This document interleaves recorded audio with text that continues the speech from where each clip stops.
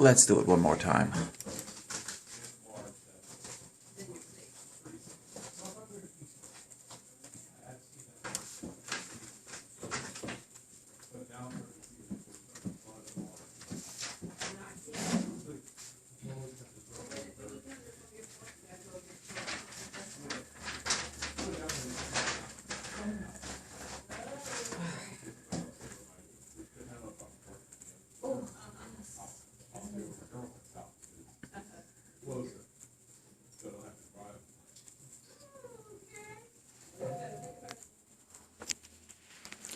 Hey guys, what up? Total Control 871. I'm in the business center with another user, so I'm going to be as quiet as I possibly can.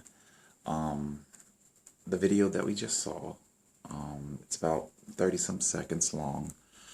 Of that time, I would estimate that the cyclist, whomever they are, they were in frame of the camera for maybe, 4 seconds. We'll play it again, and we'll go bit by bit so that we can, we'll dissect it.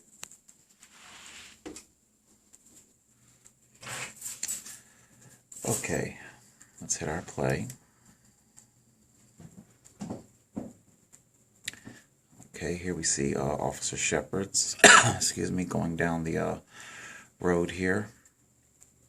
And what I'm going to do is I'm going to pause this. You know what? We'll continue on, because remember, Officer Sheppard's claims that he saw me out of his peripheral vision when he first saw me. So this is indeed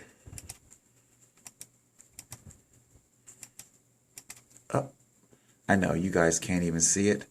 I'm looking at the computer screen with my eyes. Basically, it's so far away. Let me see if I can grab a pen here for a little bit of forced perspective. Let's see.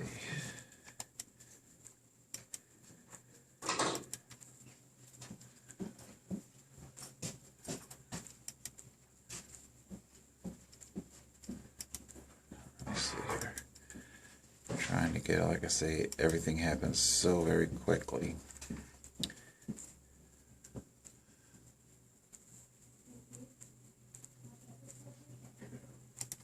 Okay. Now, I know you guys are having difficulty seeing, but this eensy teensy tiny speck is our cyclist coming into frame. I'll move. Eensy teensy cyclist. It's right there. You can barely see it. Now remember, this is where the cyclist comes into frame. Pull back a little bit here. This is just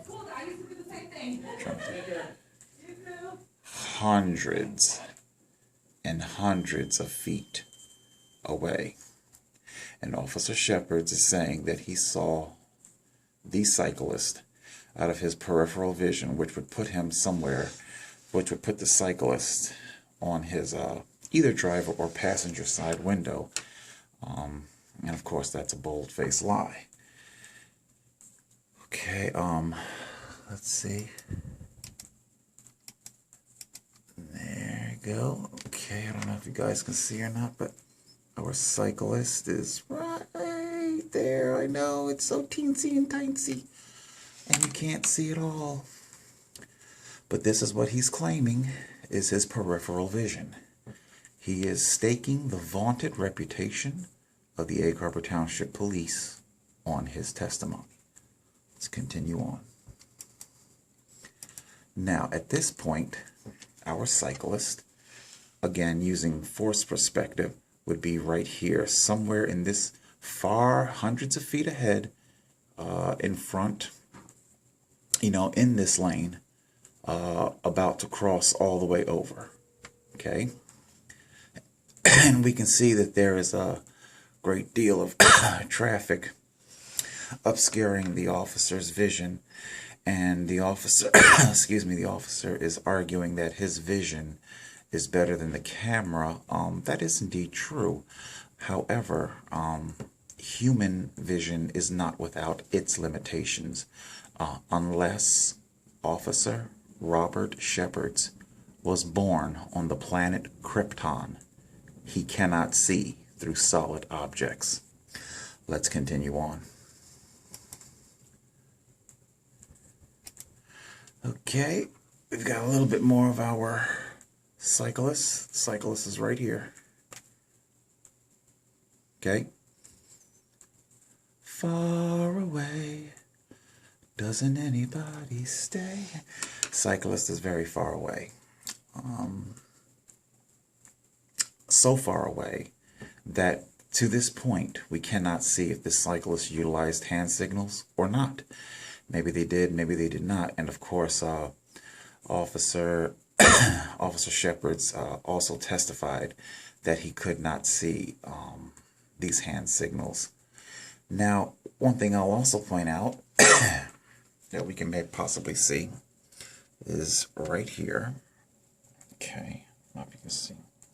Here we see the wheels of our vehicle that are stopped at the red light, because the light is green for Officer Sheppard, and our light is red right here. Okay, and our vehicle is stopped. Now, before you say, well, hold on there, total control, that stop line isn't as recessed as you may think. Well, let's continue on.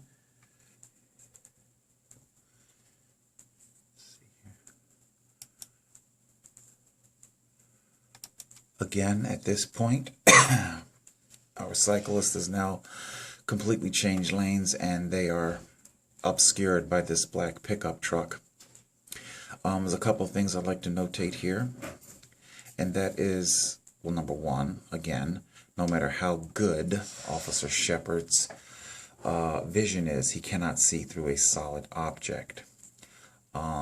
Number two, Officer Sheppard stated in testimony that he is unable to gauge all this distance that we viewed thus far. He claims that he's unable to give an accurate gaugement of it. I myself would say it's maybe 500, maybe even 700 feet. In court, I said 400. You know, I guessed conservatively, but it's probably closer to 700, 600 or 700 feet. Also, we are also seeing that our vehicles are encroached upon the pedestrian walk line. So this is not, repeat, not the stop line. The stop line appears to be back here near the hind wheels of this, SUV? That appears to be our stop line. So indeed, our stop line is very much indeed recessed all the way back. All the way back. And again, I understand human vision is far superior to anything that man has created in camera technology thus far. Nevertheless, you cannot see through solid objects, and human vision does indeed have its limitations. Let's continue on. And there's our cyclist. All right, we can see that. Where's our pen at? There we go. There's our cyclist. When questioned about, I asked Officer Sheppard's, could you please tell us the make and model of that bicycle? Officer Sheppard's characterized my bicycle as a mountain bike. Granted, if he's not an aficionado in a bicycle, you know, he's not a cycling aficionado. Therefore, he might not necessarily know, but remember now. Okay. The other office user, I think they cleared out. But remember, it is It is Officer Sheppard's testimony that he has dealt with me many times, knows me and my bicycle many times. Okay, he's predicating his testimony on how well he knows me and my bicycle, how he has dealt with me a great deal. So if you are predicating the validity, the veracity of your testimony on your past dealings with me, well then you should be able to answer these questions. The make and the model of my bicycle. Sorry. Like I said, I'm still dealing with a mold issue at camp. So also let's get back to now, it is indeed legal to make a left turn. Okay, here we have a left turn slot. Here's a left turn slot in front, and back here we can see that the cyclist appears to have used the left turn slot to turn left and go into the wah-wah. People, I'm sorry, but I cannot tell you that that is me or that is not me. It's just simply too ambiguous.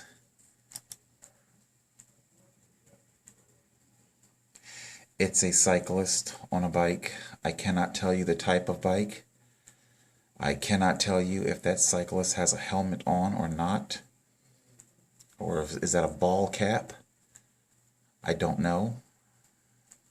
I can't. Now, they're also alleging that the cyclist entered the do not enter portion rather than the entrance.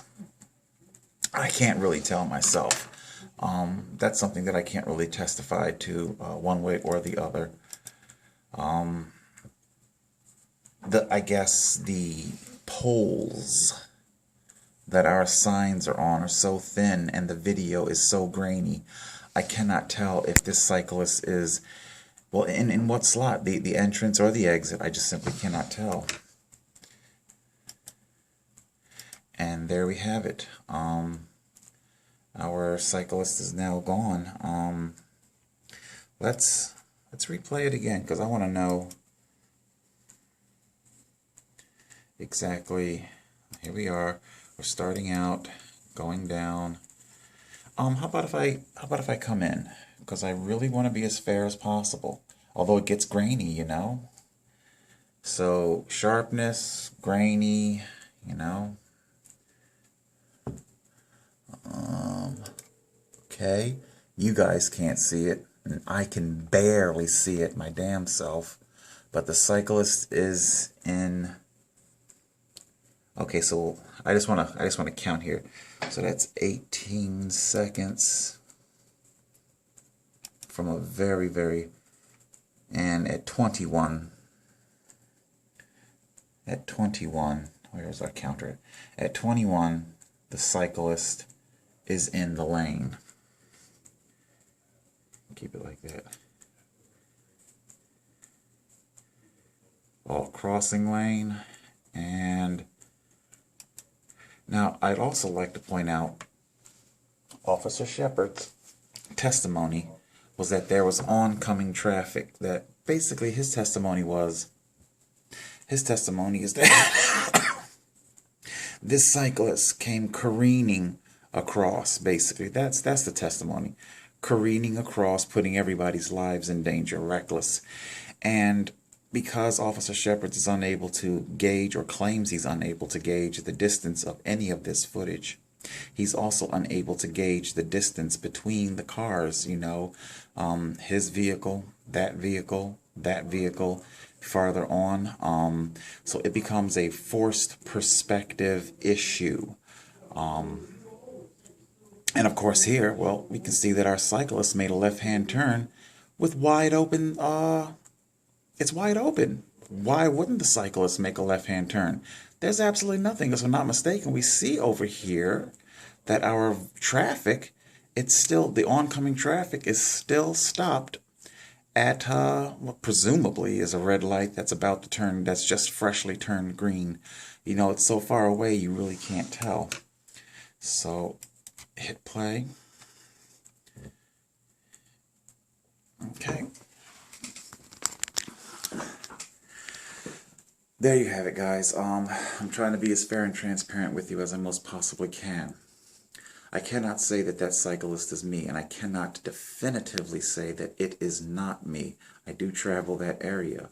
In an act of providence, serendipity, or just plain old-fashioned irony, there was a representative from one of the local stores at loss prevention who has a similar body build to mine. I understand I have a bizarrely shaped body. I get that. But I don't corner the market on it. I'll put it to you like this. Whatever it is you look like out there, okay? How would you like it if somebody, the police, kicked down your door and said, a stocky white guy with facial hair just committed a crime, you're coming with us? And of course later in court, the video was every bit as grainy and enigmatic and far the hell away as that. And if the officer arresting you had been caught in several lies, as Officer Sheppard has, you know, credibility trashed, ruined, video evidence highly insufficient, how would you feel about being charged and convicted just for being a stocky white guy with facial hair, or a black guy with dreads, or an Asian guy, or, you know, whoever you are, whatever you look like, you know? I understand humans value their individuality, but people, if you really want to have a grown-up adult conversation, you don't even want to know how Xeroxed your face is, okay? 6 billion people on Earth. All right, guys, that's it. I'm going to see if I can upload this. Sorry for the coughing. No health insurance, what can I tell you? All right, Total Control, 871.